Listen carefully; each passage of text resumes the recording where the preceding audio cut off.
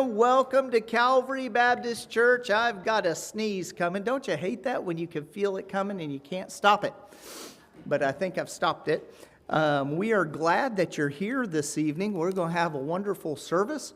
Have lots to give you tonight out of the book of Matthew. So you might want to do, we had a teacher that made us do finger exercises. You want to make a student not like you? A teenager, make him do this in front of the whole class. Because there's nothing that you can do to make this look cool. There's just nothing. And so, do you make your piano students do finger exercises? Really? And are they alone when they do it? Most of the time? Okay, well, I don't know. I don't like them, but you might want to limber those fingers up. We have a lot to cover tonight. So with that in mind, we're going to have Brother Carmen come. This will be a wonderful thing. He's going to come, lead us in a couple songs, and then we'll probably just do announcements and get right into it.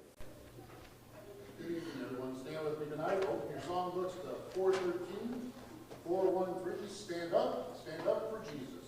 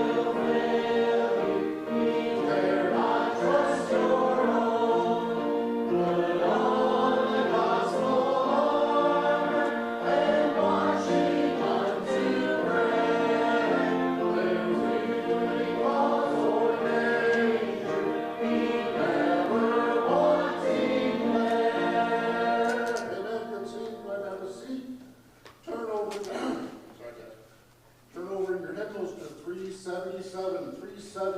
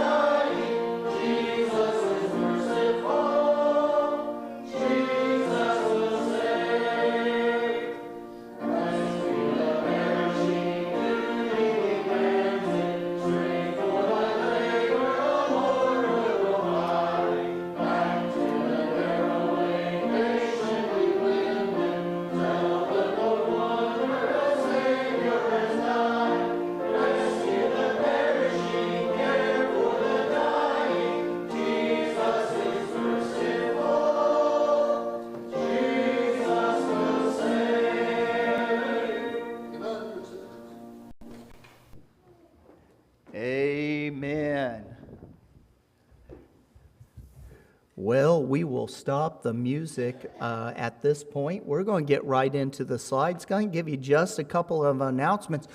Don't forget, you can sign up to bring some food for Samuel to eat. And that's what he said. I got to tell you, Sister Gamble, he said, you bring it and I'll eat it. He said, I'll donate eating it. So I got thinking about this. A sardine casserole. What, really? Some of you would eat a sardine casserole? Mike would? I don't think I'd eat a sardine casserole. Well, make one for Mike and Sam. And but that would be a funny thing to do. We used to do a stone soup supper.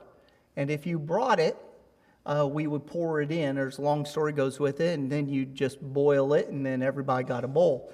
Well, I did it with teenagers, and I said, if you bring it, you get an extra helping of the thing you brought, and you have to eat a full bowl. Because I was just sure one of them was going to bring a can of possum or something nasty that nobody wanted to eat. Anyway, you bring some things. Make sure you sign up. And it is just around the corner. It's exciting. Toy Club in full swing. We're glad about that. The McBrides are going to be with us the 7th through the 11th. How many of you have someone, at least one person who has committed to be here during, not pig roast, but during revival? Excellent commitments. How many of you have at least 5 that have committed? Okay, 1 thinks they had 5, 2 maybe have 5. So make sure you keep asking. You say, well, they'll say no anyway. Well, they won't say anything if you don't ask. And so Christianity has always been confrontational. Always has been confrontational because we're telling people there is a hell and they're sinners. And it's not that we're condemning them. Their sins have condemned them, just like my sins have condemned me. And so, and then you invite folks that aren't churched. And then you invite folks that it'd be a blessing to. But the main thing, the ultimate goal is to see souls saved. Amen? That's our ultimate goal. We love to encourage other believers. That's a great goal. But our biggest goal is the Steve Mulliken goal. He came once to get a Bible. He came twice by conviction. And that second time he left a saved man. Whew. Boy, that gives me goosebumps. So I hope it does you too. We're going to have a good study tonight. Like I said, we have a lot to cover. And I don't want to cut much of it out. I don't know. I think there's 22 slides, so I don't know that I'm going to make it through it, but we'll try. Matthew chapter number 8. We're on slide 503 on our brief survey of the entire New Testament. And when Jesus was come into Peter's house, he saw his mother-in-law, his wife's mother, laid and sick of fever. And so Dr. Riker would say, if Peter was not married, like some churches say, then he was one of the dumbest men to ever live because he chose to have a mother-in-law without a wife. And he touched, I'll never forget that till the day I die, I don't suppose. And he touched her hand, and the fever left her, and she arose and ministered unto them. So my mind immediately goes to, and he touched her hand. I love that part. I love it when Christ actually touches people. There's a lot of times he doesn't. And that's totally his decision. But I love it when the Lord reaches out and touches them. See, all we get is a figurative touch. See, they saw Jesus. They could physically touch Jesus. But we live by faith, not seeing. And God blesses us because of our faith, yet not seen. When the even was come, they brought unto him many possessed with devils. He cast out the spirits with his word and healed all that were sick, that it might be fulfilled that which was spoken by the prophet, saying, Himself took our infirmities and bare our sickness. Now this is interesting. Took our infirmities and bare our sickness. Some people will stretch, some commentators will stretch to that point and said that's why Jesus, that was the symbolism of Jesus touching this woman, was he was taking the infirmities off of her onto himself. I think that's extra biblical, but that's where they would tie it. So if you read that somewhere, they're taking this scripture, oh, he took our infirmities. I take that, all of that, and place it at the cross of Calvary. But you can, it's probably something you'll run into sooner or later. The cost of following Jesus. Now when Jesus saw great multitudes about him, he gave the commandment to depart unto the other side. And a certain scribe came and said unto him, Master, I will follow thee whithersoever thou goest. And Jesus said unto him, the foxes have holes, the birds have of the air have nests, but the Son of Man hath not where to lay his head. And another of his disciples said unto him, Lord, suffer me first to go and bury my father. But Jesus said unto him, Follow me, let the dead bury their dead. I read an article, there's a cost to following Christ. There are some things you will say no to. There is a cost to following Christ. It's not a heavenly cost. It is not a spiritually cost. It is a worldly cost. There are some things that you give up. Mrs. Hiles, Jack Hiles' wife, wrote a book, and it's worth reading if you ever plan on going in the ministry or you are in the ministry. And I believe the title is called As Viewed from the Fishbowl. As Viewed from the Fishbowl, good little book, not a hard read at all, but she was talking about when you are always inspected.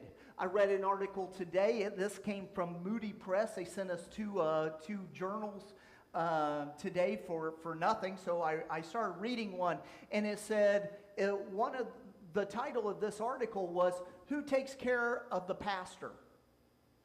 And I thought that was interesting. It was a very interesting article, and he was approaching the pastors, who is in charge of taking care of you and making sure your needs are met. And I'd never thought of that. But there is a cost to the disciples.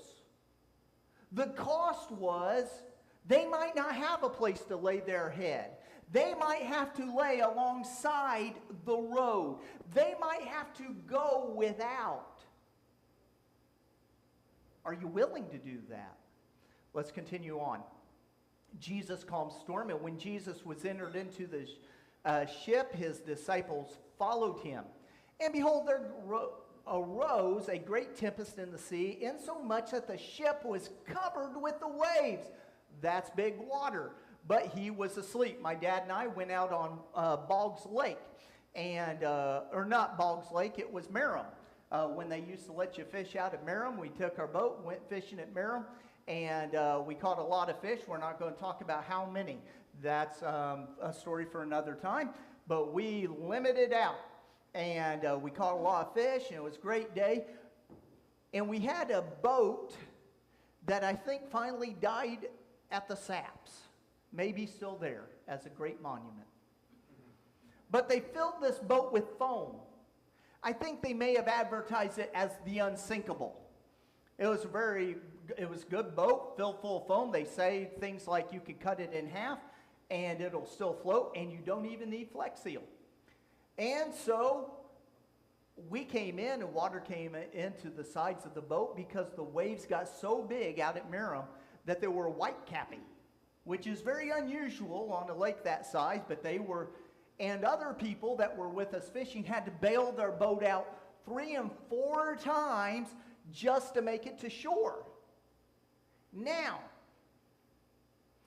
here is this boat, and the waves are coming over the top. I want you to picture this. Jesus in the boat, he's back here sleeping.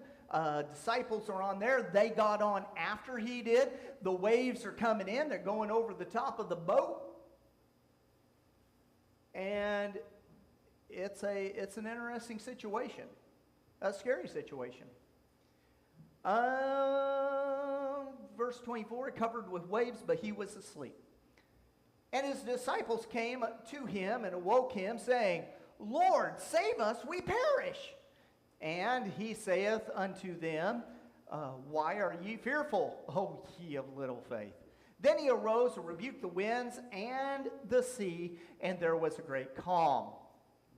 But the men marveled, saying, what manner of man is this? There's a problem, that even the winds and the sea obey him. Jesus heals the two with demons. Matthew 8:28. And when he was come to the other side, into the country of the, I'll go say Gadareans, Gergesenes, there met him two possessed with devils coming out of the tomb, exceeding fierce, so that no man might pass by the way. And behold, they cried out, saying, what have we to do with thee, Jesus, thou Son of God? Art thou come hither to torment us before the time?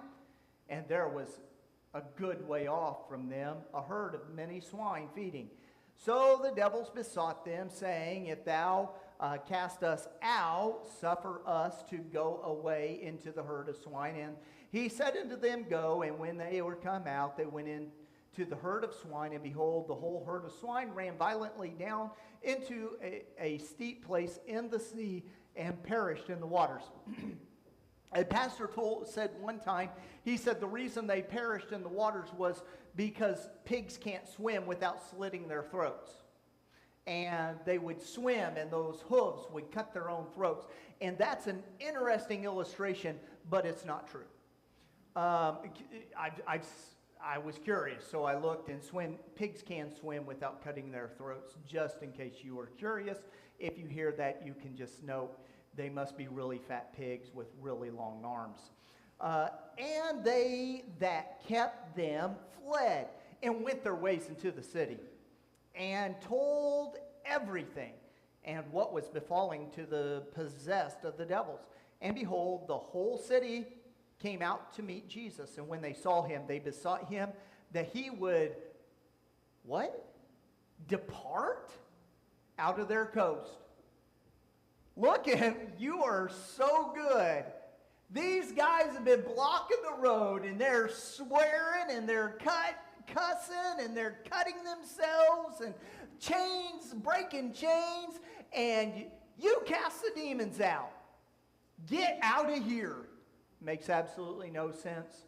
But I think sometimes our lack of faith mingled with what we cannot do. We couldn't do it, and if we couldn't do it, then God himself can't do it. And obviously these were faithless people, and they ran Jesus off.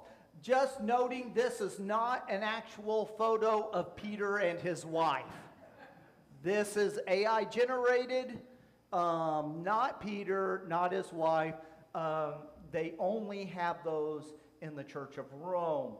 Peter and his wife, he had a wife, though some religions place an emphasis on unmarried clergy. It is obvious that Christ did not condemn being married. We will also see that the marriage qualifications for elders. So we will see the marriage qualifications in in Titus 1:5, 1 Peter's coming up, and 6. For this cause left I thee in Crete, for thou shouldest set in order the things that are wanting, and ordain elders in every city, as I appointed thee. If any be blameless, a husband of one wife, and having faithful children, not accused of riot or unruly. 1 Timothy 3:1. This is true saying, if a man desire the office of a bishop, he desireth a good work. A bishop then must be blameless, the husband of one wife, vigilant, sober, of good behavior, given to hospitality, apt to teach. The husband of one wife was God declaring what some people have a hard time understanding today, that it was from the beginning, man and woman, male and female, it was not good for man to be alone. My buddy and I were just talking this last week. How long did it take God to figure out that it was not good for Adam to be alone? How long? We talk about evil all the time. How long before Adam was such a train wreck in innocence and holiness and perfection that God said, man, we're going to have to get him a woman. There is no way. Knock him out, rib. All right, here. Could you please do something with him? I don't know God's total idea there, but it wasn't good for him to be alone. And so we see that he even establishes it as the office of a bishop. And so the husband of one wife is a requirement for the pulpit. A man needs to be married to fill the pulpit in the place of a bishop, according to that passage. Some side notes. For number one, Peter's kindness and character in taking care of his ill mother-in-law. What a nice guy. If we learn something by Peter, he let her move in. He didn't build a shack out back. He didn't make a she shed and put bars on the doors. No, he moved her into his house. Then again, that might have made it easier for him to be a follower of Christ. Leave everything you have at home. Oh, you got it, Lord. Not a problem. Have you saw Mrs. Peter's mom? If you had seen her. No, we don't know what his mother-in-law was like, but we do know this. She was very sick. That takes a special dedication and heart to take care of those who are very ill. Because being very ill doesn't just attack your body. It attacks your emotions. It attacks your mind. It will attack your spiritual man. Again, that's what the devil realizes, that sometimes even preachers don't realize. Sometimes preachers don't even realize the attack on a person when they have great physical needs. They have very great physical needs, and they say, well, it's a physical thing, I'll pray for you. Well, it's a little more than that. If you wake up every morning sick or hurting or not getting better, that doesn't just attack your body, does it? No, it attacks your spirit, your mind. So Peter, I love the fact that he loved his mother-in-law, he loved his wife, he had her in the home, and he brought Jesus to his home. One would assume that Peter's family was supportive, thus the invitation to his home. In other words, Mrs. Peter, she probably was a pretty supportive wife, wasn't she? Why? Because as far as we can tell, Peter did not hesitate to take Jesus to his home. And that's a great lesson for ladies. Ladies, your husband should rejoice in you. There should be that desire, oh, meet my wife. She's that Proverbs 31 woman. And then the flip side is, husbands, you should love your wife enough that if her family has a need, that you can fulfill that need. I will do this out of love for you, even if it's not love for this person. I will still do it out of love for you. I love you with all of me. I will sacrifice what I need to sacrifice. It's very interesting. A little sub-point there. Number next. Jesus healed Peter's mother-in-law after being sick for some time. It takes time to regain strength. But when Christ healed her, he also strengthened her. We had a doctor after Dad's last heart surgery. Did he say for every day that you were in the hospital, it took how many days to recoup that in strength? Do you remember? Do you remember, Steph? Yeah, something like a week.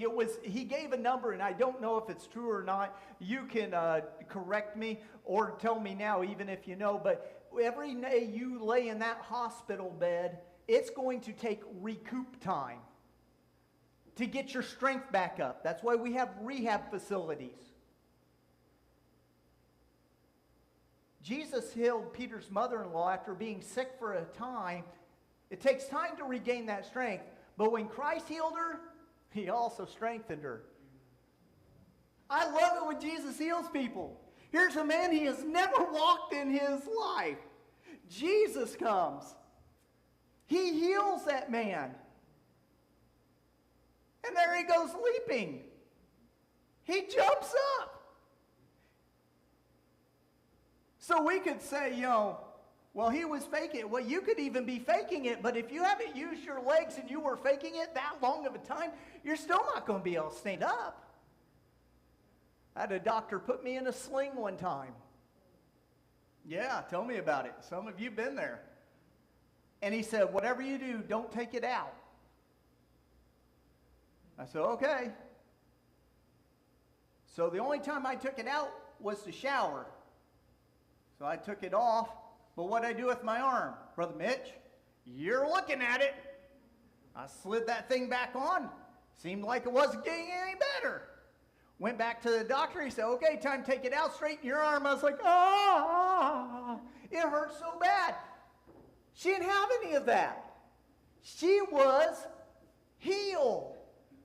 She got up, fever gone, woo! Ready to take on the world. Okay, it excites me. Maybe it doesn't you, but it sure excites me. Peter, whom Rome names as the first of the popes, now this is according to Rome, was a married man. Now, here's the problem. Rome says, no wives, purity.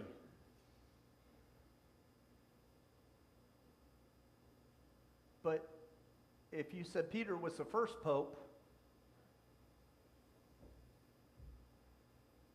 we got a problem, don't we? Because that's not the role that Jesus instructed or ordained. If Christ was to have made Peter the first pope, which he did not, then he would have ordained a man to be pope who was married. So who's in error? Well, the pope in everything. It just is. In biblical times and up through the early 1900s, malaria was rampant in Galilean region, including Capernaum. Due to the area's proximity to marshy areas, the Jordan River, they just were a great breeding ground for mosquitoes. And this is why many speculate that Peter's mother-in-law may have had malaria. This, of course, is an educated speculation. It's an educated guess. It's a theory. But if so, it was the Lord just taking his hand. It didn't matter what she had. Because when he touched her, it was gone. Does Jesus' touch matter? Does it really make a difference? Does it matter if Jesus touched or rise up, take up thy bed and walk, or you're healed? Does his touch matter? Well, we'll see his healing without touch. And this is interesting to note if you want to write it down. I found it interesting. The centurion's servant healed from a distance by Jesus' word.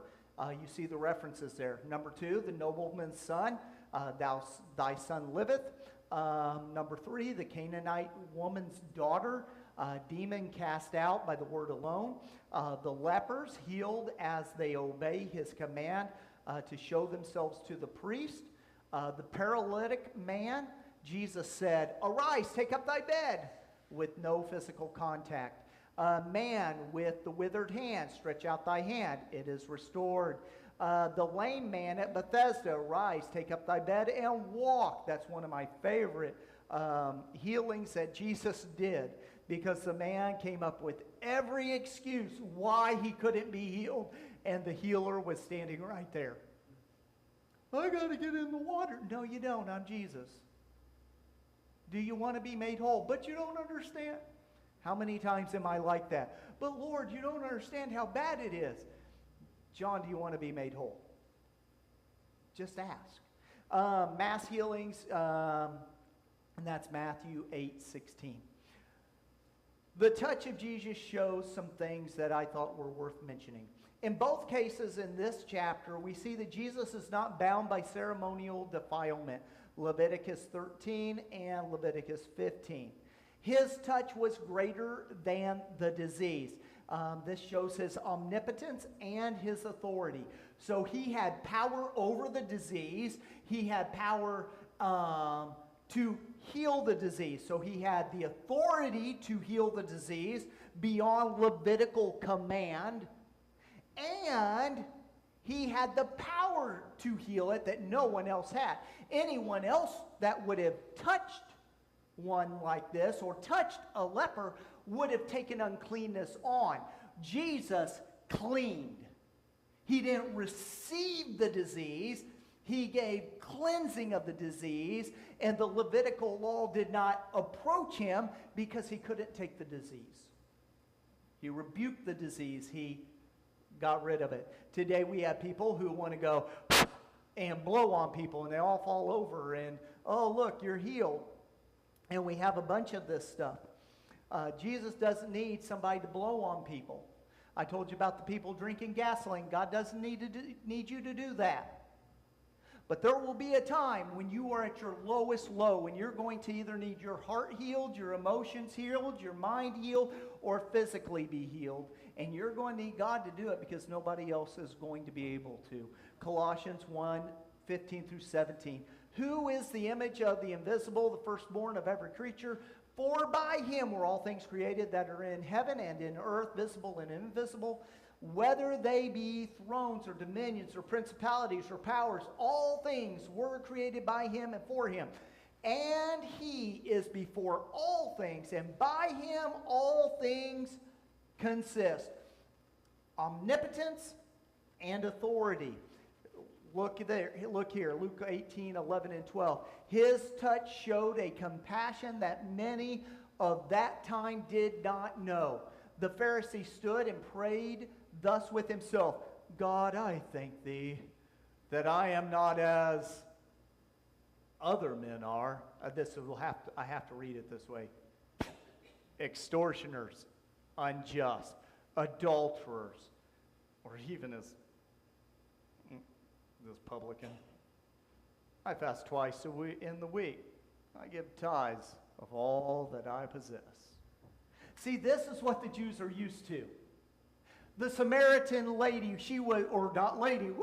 the Samaritan woman was used to being condemned by everyone. A woman was lesser than a man. A Samaritan was as a dog, and a Samaritan woman was less than the dog that the Samaritan man was.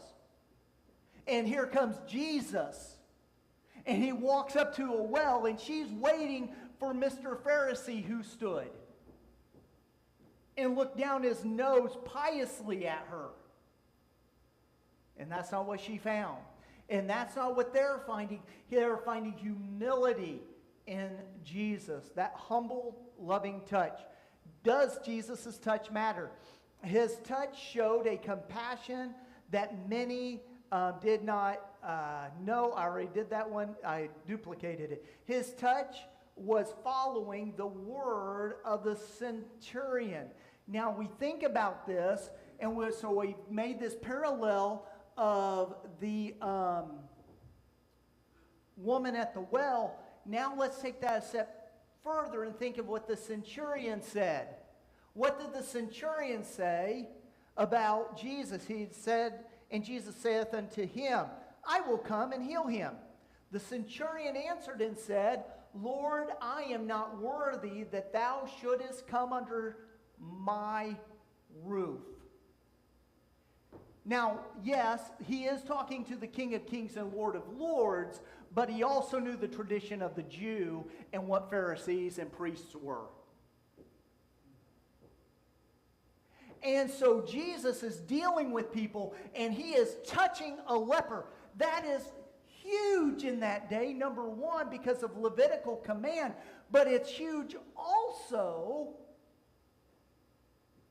because there was only one call that leper had, and that's unclean, and you better stay away from me. Peter, your dying mother-in-law is your responsibility. Oh, some of them were very, very pious, but Jesus wasn't. The humble heart of our loving Lord didn't just arrive, he approached and he attended to the need. I like that. He didn't just arrive. I'm here. Pharisees did that. He then approached them. Now the Pharisees would look from afar and see how much you were given. Jesus saw her and went to her. Now think about this. Jesus, his disciples, Mrs. Peter over there doing whatever she's doing. Here's some other people. Here's some other people.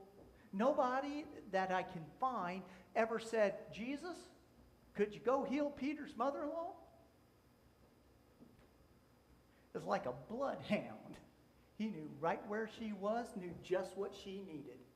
And he walked up to her and touched her. Boy, that excites me. He saw where she was, he approached her, and he attended to her need. His touch shows authority, humility, grace, love, and compassion.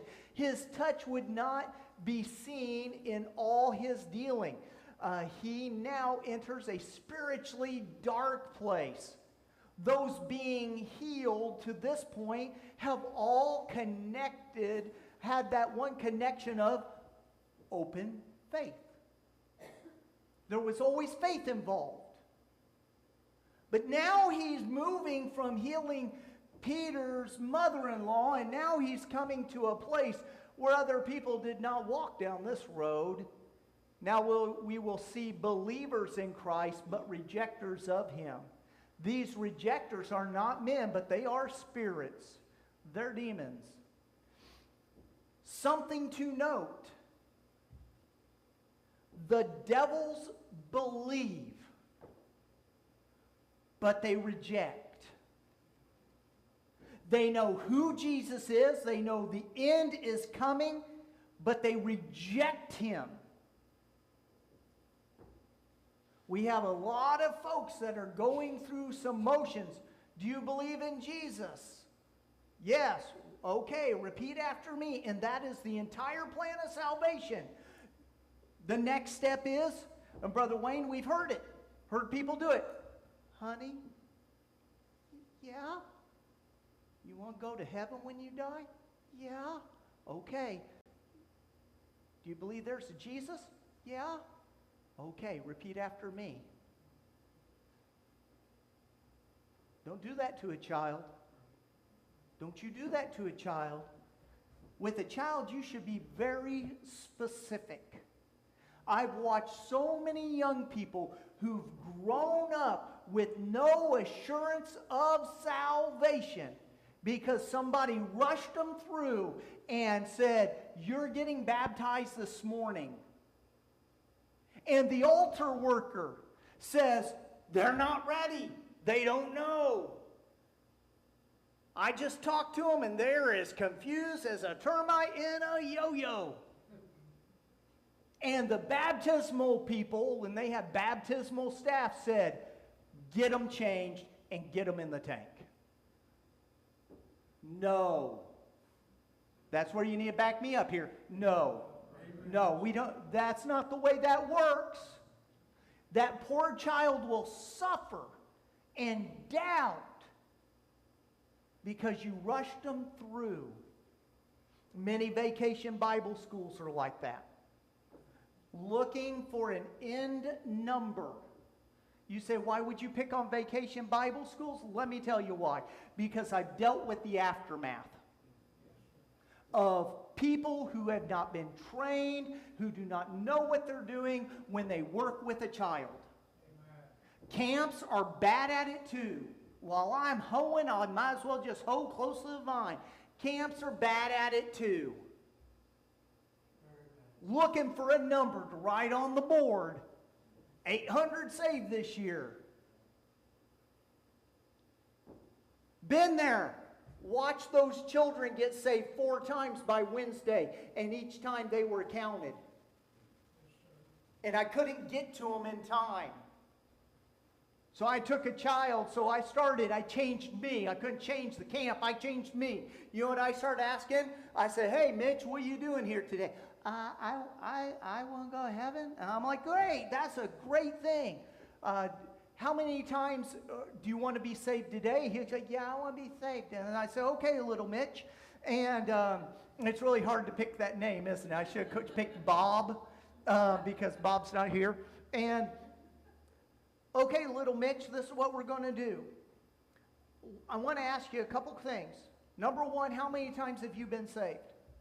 Now, is that unbiblical? Yes. You get saved 1 time. Does little Mitch understand me? Yes. He understands because he's already been to the altar 3 times. I've been saved 3 times today. And I'm like, okay, Mitch, we're missing something. We're missing something. We need to talk about this. We need to stay in the plan of salvation and talk about these things and not just look for someone to say, do you believe in a Jesus? Yes, I believe in Jesus. What do you know about him? Nothing. Who is he?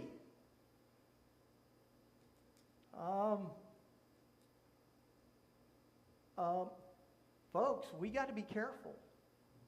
Now, we cannot, on the flip side, take away the truth of, lest the Father draw them. There is a time that in every man's life when the Holy Spirit is pulling them. What I'm saying is there is a great balance here. That we don't just half-heartedly push somebody to say a bunch of words. I've gone to the programs. They'll have questions. Well, did Jesus do... Tell me this about Jesus. No, not right now. I got to get to Romans 3:23. Okay? Steph, let's put that on the back burner. Steph, we were watching a video with a very known man in the Baptist movement. And in the video, the guy's reading his Bible, and this guy keeps leaning over to see it.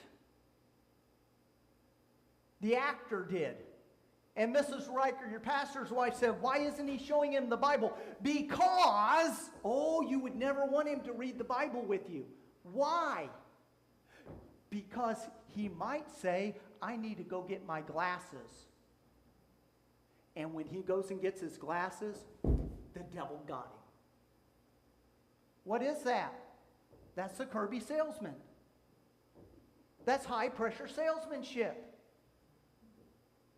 Is the Holy Spirit stronger than the devil's ploy? Absolutely. Is the word powerful, quick and powerful, and sharper than any two-edged sword? Absolutely. We don't force people to make a decision.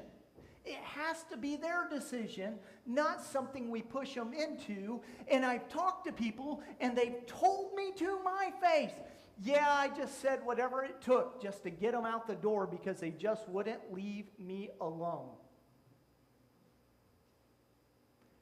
Is the blood on that person's hand? No, not on the soul winner's hand.